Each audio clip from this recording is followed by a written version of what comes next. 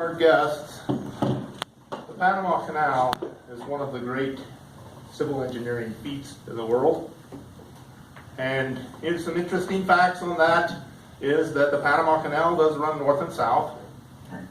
And it originates in the country of Panama, which at the time, which is the early 20th century, was part of Colombia. And so it was all wound up in that. The French tried to do it, and they failed, and the Americans came in. And due to the Americans' experience with transcontinental railroads and building the big railroads, they were able to do it. And one of the big proponents of that was Theodore Roosevelt, who was president when they came, when this was going on. And the major people in this story are Theodore Roosevelt, the president, William Howard Taft, who was the Secretary of War, Theodore Shantz, who was the commission chair for the Panama Canal Commission, and John Stevens, who was the chief engineer. And so those are major players in this. And so the thing that I'm going to read tonight has to do with the trip to Panama by Theodore Roosevelt in November of 1906. And this is excerpted from the book Path Between the Seas by David McCullough, which is quite a large book, and it is on the Panama Canal. The trip to Panama to see the canal was one of those small luminous events that light up an era. No president had ever before left the country during his time in office. And so, from the day of his first advance announcement in June, the journey became the talk of the country. In much of the press, serious apprehensions were expressed, even though it had been stressed he would be in constant communication with Washington by wireless, and that every possible precaution would be taken to ensure his physical safety. But by and large, the idea that Teddy Roosevelt was going personally to Panama, like a general to the front, had tremendous appeal. And on the eve of his departure to the front, in November, even the cautious Washington Star lent its support. Perhaps it was a good thing, after all, for a president to get out and see something of the world, the paper declared. Conceivably, future occupants of the office might even undertake European journeys. He sailed on November 9th, 1906, on the new 16,000-ton warship Louisiana, the largest battleship in the fleet. Altogether, with the voyage down and back, he was away 2 weeks. The most memorable part of the visit was the rain. He had picked November because it was the height of the rainy season. He wished to see Panama at its absolute worst. And he was not disappointed. It would have been impossible to see the work going on under more unfavorable weather conditions, he would report enthusiastically to Congress. It was raining the morning he landed. It was raining as they drove through the streets of Panama City in an open carriage. Roosevelt waving a top hat, so sodden, too sodden, but exuberant crowds. The deluge of the second day was the worst in 15 years. 3 inches of rain fell in less than 2 hours. He saw the Chagres surge 100 yards beyond its banks. The railroad was underwater in several places. Villages were knee-deep in rain. There was even a small landslide on the railroad cut at Paraiso. The contrast between Panama he saw on the sunny, benign land toured by Ferdinand de Lesseps could not have been much greater. I tramped everywhere through the mud, he said with satisfaction. At Ancon, the construction of a big 3-story frame hotel called the Tivoli, begun a year before, still far from finished, was rushed ahead with all speed as soon as Stevens learned of the visit. One wing was finished and furnished in 6 weeks because Roosevelt insisted on living on shore and in the zone. Predictably, perhaps inevitably, Roosevelt did almost nothing by the comparatively relaxed schedule planned by Stevens. The white battleship appeared in Limon Bay on November 14th, a day before she was supposed to, when Amador Sean, Stevens, and their wives rushed by train to Cristobal that afternoon. It was only to learn that Roosevelt would stay on board through the night, so as not to disturb their arrangements. At 7:30 the next morning, the appointed hour, as the official welcoming party stood at the end of the pier, all eyes searching for signs of life on the big ship, an amazing figure called "Good morning" from the shore. He advanced into their midst. He was wearing a white suit and a southwester, the brim of which reached his shoulder. The pince-nez glistened with fine raindrops. He had been rowed ashore 2 hours earlier. He explained, and was having a grand time exploring the waterfront. Tivoli crossing the station stop built especially for his arrival, his immediate move was to disappear. Perhaps 100 zone police had been waiting to protect him. In the confusion of the rain and crowds, Roosevelt spotted William Gorgas and pulled him into a closed carriage. But when the carriage arrived at the hotel, escorted by the galloping Shanton, the policeman, neither Roosevelt nor Gorgas was inside. Before leaving the station, they had slipped out the other door of the carriage, and Roosevelt had Gorgas take him directly to the Anson Hospital for an inspection tour 2 hours before he was to be there. By noon, he had toured the bay in a seagoing tug and had walked unannounced into one of the employee mess halls at La Boca, where were several hundred gold roll men. He and Mrs. Roosevelt sat down to a 30-cent lunch of soup, beef, mashed potatoes, peas, beets, chili con carne, plum pudding, and coffee.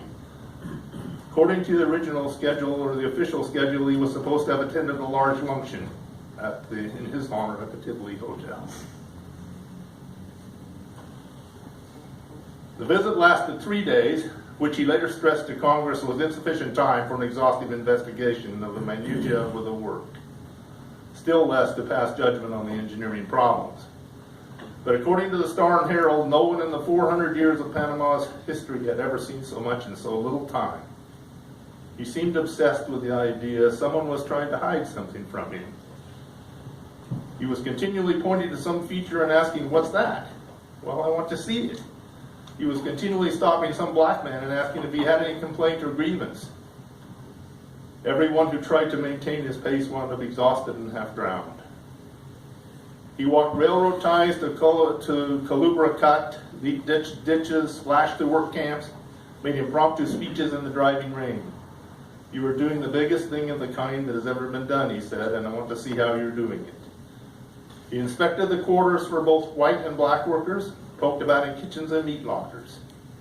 On the morning of the third day, John Stevens told Maltby that it was his turn to lead the procession. "I have blisters on both feet and am worn out," Stevens said. At Gatun, Roosevelt said he needed an overall view of the dam and pointed to a nearby hill. In Maltby's recollection, we, together with 3 or 4 Secret Service men, charged up the hill as if we were taking the fort by storm. At home, the papers reported his every move. "Roosevelt is there," proclaimed the Washington Post. "A strenuous exhibition on the isthmus," read another headline. "The president climbs the Canal steam shovel," New York Times announced on its front page. The famous moment on the steam shovel occurred early in his second day en route to the cut. About 8 in the morning, and again rain was coming down hard. At the sight of the Pedro Miguel locks, Roosevelt spotted several shovels at work and ordered that the train be stopped. He jumped down, marched through the mud, and was soon sitting up in the driver's seat, the engineer, A.H. Gray, having happily moved over to make place for him. He was fascinated by the huge machine and insisted on knowing exactly how it worked. He asked that it be moved back and forth on its tracks. He had to see how everything was done. All his questions, like his movements, were deliberate but emphatic to a noticeable degree. A reporter noted he would stand for no ceremony. The rain was descending in wild silver sheets when Roosevelt entered Culebra Cut for the first time, riding along the bottom of the cut in a special train. Water was pouring from the red clay slopes in regular rivers. But there was a great blowing of locomotive whistles and cheering as they came into view. On the side of one shovel was stretched a big hand-lettered banner that pleased him enormously. "We'll help you dig it." The shovels were working along the side of the cut on extended terraces or benches, as in surface mining. They were advancing from either end of the cut toward the middle, or summit, all of them digging on the upgrade, and it was thus that the loaded dirt trains rolled out of the cut north and south on the downgrade. The spur tracks for the shovels ran side by side with those for the trains, the shovels working on the lower level. The area to be excavated was drilled and blasted, then the shovel moved in the heavy work of swinging the debris, much of it rock, into the dirt cars. Each shovel progressed and made a cut approximately 50 feet wide by 12 feet deep. He had seen the cut from above, from the rim, following lunch and a change of clothes at John Stevens' house. The excavation was still only in its early stages, and because of the rain, there were only about 25 shovels at work. Even so, it was the largest cavern yet made in the Earth's surface, and the noise and commotion from below were like nothing to be experienced anywhere. It was a scene, we are told, that might have come from the mind of H.G. Wells.